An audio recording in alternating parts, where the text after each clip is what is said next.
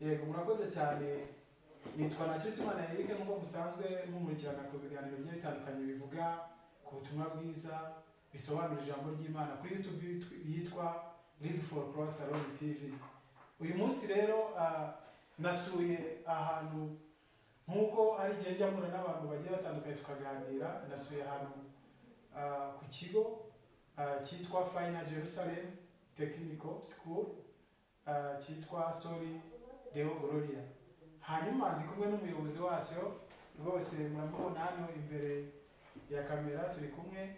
Ndagira ngo twibwire tubwire naho kino kigo giherereye, kugira ngo n'umuntu ashatse kugira ngo azagisure amenye ibyacyo azahamenya. Tubwire akarere, umurenge n'akagari ndetse n'umudugudu giherereyemo. Murakoze.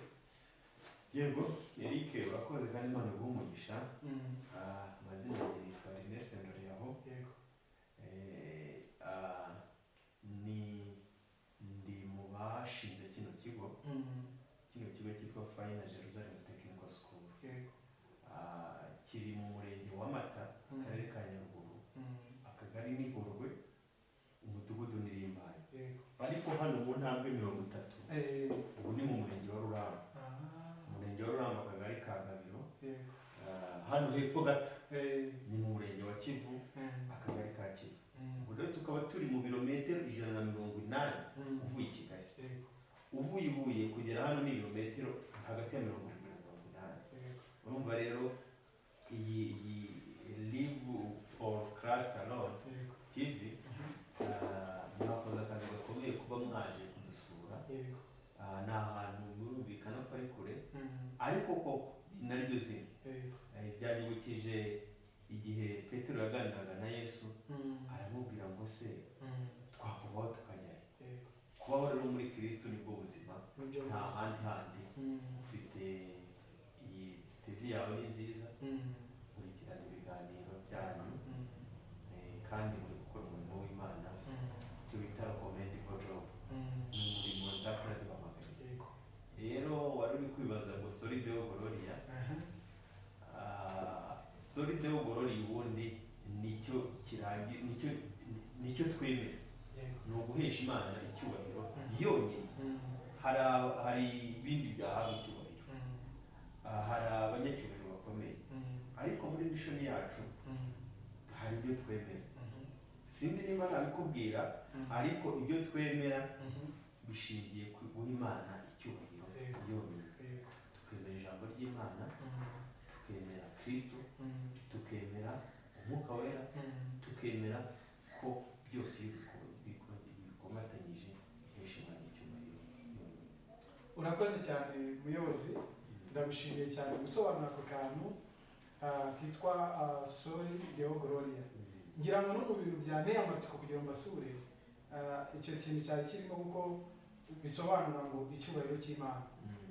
Hari aho usanga nk'ibigo bikora imyuga igiye itandukanye cyangwa se n'izindi business zitandukanye, ariko ugasanga bo barafokasinga yenda ku bintu bijyanye n'amafaranga gusa. Ndagira ngo rero yenda abadukurikiye kuri iyi channel, kuri imbere ya kamera, abadukurikiye kugira ngo babashe gusobanukirwa mu by'ukuri hano mukora ibintu bigiye bitandukanye. Hari imyuga, ubudozi, kwiga imodoka, n'ibindi. Hanyuma ni iki cyabateye kugira ngo mwongere ako kantu ngo ibyo mukora byose kuko icyubahiro cy'Imana? Ndagira ngo yenda usobanurire abantu badukurikiye. Yego, murakoze. Eric, urakoze. Unyibukije ni ibintu byinshi. Ubundi aha ngaha hagiye mvuga, aha ni mu rugo. So rero kuba hano dufite ikigo cyigisha abantu imyuga, ubona ari ikenewe, ari muri gahunda ya leta twita NST1, National Transformation Strategy. Ivuga ko urubyiruko rwakwiye kwiga imyuga, kuko nicyo kintu cyonyine kiri shuwa, cyizewe, gishobora guhindura ubuzima bw'urubyiruko cyane cyane. Icyo ni kimwe. Icya kabiri, nicyo cyonyine umuntu abamo akora akazagikora ashaje, akazageza mu busaza. Ibindi umuntu arakora akananirwa, ariko urubyiruko rumwuga n'umusaza. Ikindi tujya tuvuga ngo métier n'a pas de langage, ntabwo ugira ururimi.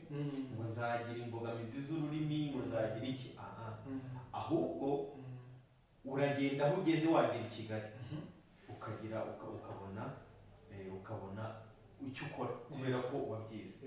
Icya gatatu, turazi ibibazo biri ku isi. Statistique z'igihugu ziri kwerekana ko urubyiruko harimo ibibazo bikomeye cyane by'inda zitateguwe. Usanga rero nibyo twagiye twubakiraho. Hano twigisha imyuga indi, twigisha imyuga, twigisha ubudozi bw'umwuga, twigisha kubaka, ngira ngo babonye aho bari kudoda, babonye abantu bari kubaka, tukigisha mekanike, tukigisha no gukora ubwiza n'imisatsi bya abantu baba bakeneye. So rero uri kubaza ngo solide w'uburori yatubuza n'ibyo kongera ku ngingo rwose. Ni ukuvuga ngo twebwe turi minister everywhere. Ni ukuvuga ngo icyubahiro cy'Imana mu byo dukora byose bigomba kuba kirimo. Kirimo gute? Ni ukuvuga ngo twebwe turigisha ubumenyi. Ariko ni kwa kundi ngo science sa conscience que ni wemera. Ni ukuvuga ngo ubumenyi, mbega ubumenyi butagira akarangamutima birangira bibaye bigiye nta kamaro. Rero tukavuga ngo ngaha twigisha uwo mwuga, ariko tukagira n'indi systeme twebwe twita case. Case iravuga ngo ni character, we build a character ku bantu badusanga. Ikibazo hari igihe abantu batagira character bikabahindura. Ikindi ni uguhindura attitude. Hari ibintu abantu baba bamenyereye. Izo routine rero umuntu agomba gukora, ariko akagira na attitude nziza izamatana bitenda n'abandi. Icya gatatu ni icyo bita skills. Niho harimo ubwo budozi. Akadoda, akagira skills, akagira knowledge, noneho tugasoza na experience. Ibyo ngibyo nibyo turi kugira, turi kubaka kugira ngo umuntu naba arimo aba umuntu wuzuye, arangize koko hano ari umuntu wuzuye. Noneho iyo birangije tumwigisha noneho muri karagiteri aho ibintu agomba kwitwararika. Icyo yitwararika ni umuntu yize umwuga, ariko turamubwira ati hanze hari abandi bize umwuga. Hari ibintu ugomba gukora kugira ngo uzayobore abandi. Icya mbere ni ukushimangira indangagaciro y'ubunyangamugayo. Ubunyangamugayo, ukaba inyangamugayo ahantu hose. Icya kabiri ni ukugira gahunda yo gukora cyane. Tubyita hano kwihotora kugira ngo akazi kanoge. Nimba bari bubaka amatafari 100, wowe ubaka 200. Abandi niba ari igitambaro, wowe ugisiga tukirekeye umukiriya. Ibyo ngibyo byubaka umuntu akuzwe. Icya gatatu ni self control, akagira control y'ibyo akora. Ntabwo twebwe turi kurera abana bazajya gushukwa n'amandazi akwirirwa muri surudubire. Urabibona urubyiruko nyine bashimangira. Yaje hano ibyo byose turabimuganiriza, tukamwereka ko nta nyungu, ibyo nabyirinda azaba hejuru y'abandi. Icya kane tumubwira ni uko agomba kugira ikintu kimeze nka fellowship cyangwa devotion. Akakumva ko Imana ntacyo ashobora kuba Imana itamugize, nta n'icyo ashobora gukora Imana itakimuhaye. Muri ubwo rero, muri iyo participation niho duha umwana iyo package, akagira reconciliation ubwe, akagira reconciliation n'abagenzi be, akagira reconciliation n'Imana. Murakoze cyane. Ibyo rero birangiza noneho ari byo bihesha Imana icyubahiro, kuko Imana ntabwo yaduhaye ngo tugume tubibata. Ahubwo Imana yaduhaye kugira ngo tube mu mudendezo tuburumuri. Ntabwo urumuri uzarubwira ngo ni urumuri ngwino. Urumuri rurahari, turarubona. Iyo rero tugombye kubona umuri, tugomba kumurikira n'abandi. Noneho tukaba impinduka mu bandi, tugasabika abandi, tukabaha imbaraga, tukabafasha. Noneho nk'uko natwe twagize umutwaro w'Imana, reka tujye gufasha abandi. Ibyo rero byose biteguranye, tugahesha Imana icyubahiro mu bo dukorana. Murakoze cyane. Mu by'ukuri ibintu byari byariye amatsiko y'ikigo cyanyu kugira ngo nagisure n'icyo cyane kirimo, ariko rwose uvuze ikintu gikomeye cyane, harimo ibintu bine mugenderaho.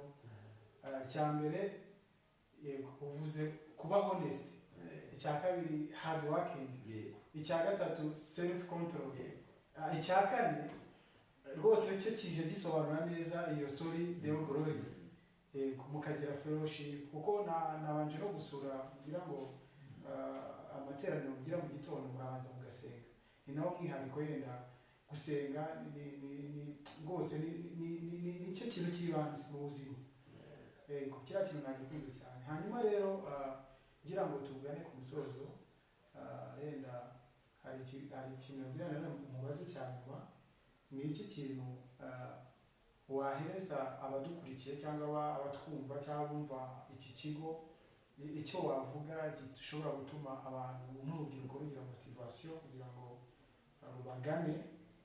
Nabonye abanyeshuri yenda bamaze kuba benshi, ariko mukeneye kugira ngo baniyongere babe benshi cyane kugira ngo babagane.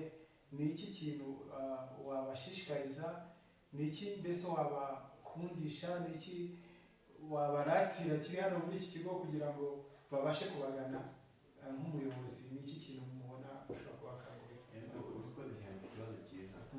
Mu by'ukuri ahangaha statistique zitubwira ko hari urubyiruko rwinshi rutagira icyo rukora kandi rutanize, kandi buriya n'abanyarwanda bavuga ngo umuntu utanga icyo afite, kandi buriya abanyarwanda kubera karagita zabo hari n'abaca imigani mu bice intege bivuga ngo urubyiruko rw'iki gihe ngo rubura mu murimo ariko ntirubura mu biganiro, bishatse kuvuga ngo bari kuvuga gusa aho kugira ngo bakore. Rero ikigo cyacu icyo turi gukora ni ukugira ngo abantu bakukire gukora, kuko nta wundi muti watuma duhindura ahantu dutuye. Ikindi turi passionate, abo bose ubona twebwe genda iyo mvuga ngemba n'abazi n'abavandimwe cyane cyane kuko turi ikigo cyigisha gitaha. So ibyo tubwira abantu ni ukuza isi ikeneye, ni isi ikeneye imirire, umuntu wize nako si ukuvuga ni umuntu ufite icyo atanga, umuntu ufite icyo atanga arakenewe. Kandi urebye n'imiyoborere y'ikigo cyacu nicyo ngicyo nagishingiye, icyo bita knowledge based curriculum, gukora ibintu bishingiye ku bumenyi. Rero twebwe tugerageza gukora ibintu bifite karite, tugatanga ubumenyi kandi bukenewe, the knowledge that fit for the community, icyo community needs, icyo community ikeneye twebwe nicyo turi kwigisha. Hari abantu babyigiye babikora. So rero yewe icyo nabwira urubyiruko cyangwa ababyeyi cyangwa n'andi mashuri ni ukugira ngo akore nk'abikorera.